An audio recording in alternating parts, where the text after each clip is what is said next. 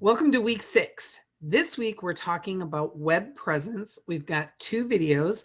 The first one covers if you need a website and outsourcing of your website. And we also talk about what the purpose of a website is. And then the second video, we'll talk about search engine optimization. And you might be wondering, like, how do those 2 things fit together? But they're all about branding yourself, putting yourself out into the marketplace, brand recognition, and having people be able to find you. So before we get started talking about web presence, I'm just gonna, give you guys some fun facts that have nothing to do with website, but have everything to do with this program. So this is week 6, not really recording the videos in order. Corey took half the videos, I took half the videos, we took half the weeks, and then we figured out how many videos were going to be in each week, right? We ended up with 112 total videos, and I do all the editing on the videos. So when we recorded the audio portion, there was 54 audio files, because one for every week, plus a week 0 and a week 53 when you were done. Corey edited the audio files, and then I had to listen to them and then give them any re-edits that were needed, or just say, yep, these are good to go. And then I take all the videos and I edit those. And it is kind of a lot of work, but it's worth it because there's so much information to share. But I just wanted to give you guys a little bit of a behind the scenes peek at the actual making of this program. And it took, we're like really jamming it out very quickly. So as I'm recording this one, it is Super Bowl Sunday. The Bucks are playing the Chiefs. So it's 2021, and I don't know when you'll be watching this, but that's what's happening right now. And I'm in Richmond, Virginia, and it is snowing out. So it's kind of an interesting Sunday morning. But I am hoping to roll out like 15 different videos today, record them. So that's my day. All right. Now that you've had a little insight into my world, let's talk about website. So website, like, we're all really familiar with websites, right? We go to websites every single day, whether we're on our laptop or we're on our phones, we look at websites. And a lot of people ask, do I need a website? And honestly, we know a number of small business owners who don't have websites. We recommend that you have a website. They're not hard to make. You can hire someone to build one for you fairly easily. Especially if you're selling products, we recommend website, but even a service, because then you can actually explain what you do. You can demonstrate value by having customer testimonials and sharing knowledge through blogs and things like that. So we think that, the website is important. And one of the reasons that we feel like it's important is because you can link people directly from social media onto your website.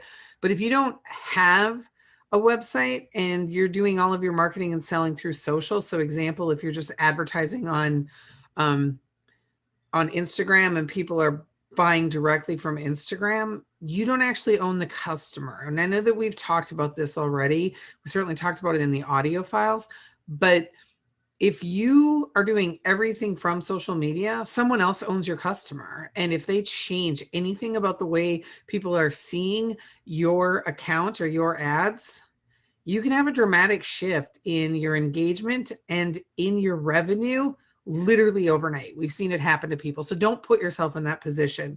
You've got to have a way that you can own your customers. And the best way to do that is by having a website. So those are the benefits of the website. Is you can tell people about yourself, you can sell directly, you can make it really flashy. They're not hard to make. You can hire someone to build it for you fairly easy. Just purchase a domain. And honestly, even the domain names don't matter all that much anymore. They used to be really important, but now you could, most people just go to Google to find what they're looking for. So you don't have to have like the simplest, easiest domain name to remember. If you can get it, grab it, but it's not important. And we also get asked a lot about, is it more important to have like .com or .net? Well, I think everybody prefers .com. They're used to it, but there's nothing wrong with a .net. You can't get a .gov unless you're a government entity.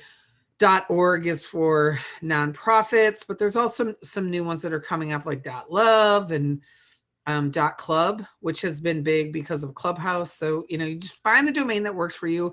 And if your company name is available with multiple extensions, buy them all, right? If you can get .com, .net, .club, buy them all. Just buy them all. It's just easy because then you own it. You don't have to worry about somebody else planting their flag on another domain that really should be yours.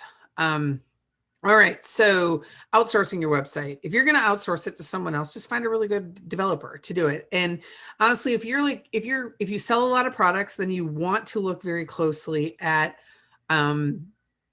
using like Shopify, WordPress. You could create some great websites from there. We use Squarespace at SB Pace, but we're going to be switching over to Shopify. And the reason we're going to switch over to Shopify is because we want to outsource all of our website development. Right now, Corey does a lot of it in-house for us, and we want to focus on higher value tasks. So taking our own advice that we've been giving throughout this program, and we're going to find somebody else who can do that work for us so that we can focus on how we're adding value, bringing value to our clients. You shouldn't, depending on how frequently you need to update your website once it's created, the changes might be minimal. Like we have one web developer that we work very closely with, and she does the initial package, and then for $100 a month, she does the update, whatever updates are needed. As long as they're not like massive overhauls, it's just $100 a month to make updates. So whether you're adding a new product or you're running a sale or you want to change the copy on the website, whatever it is, she'll do those for $100 a month. And there's a lot of web developers that do things like that. So, if you want to outsource it, just find somebody reputable and outsource it to them, and make sure that you understand before you decide on the platform for your website, Shopify, Squarespace, Wix, WordPress, whatever you want to go with.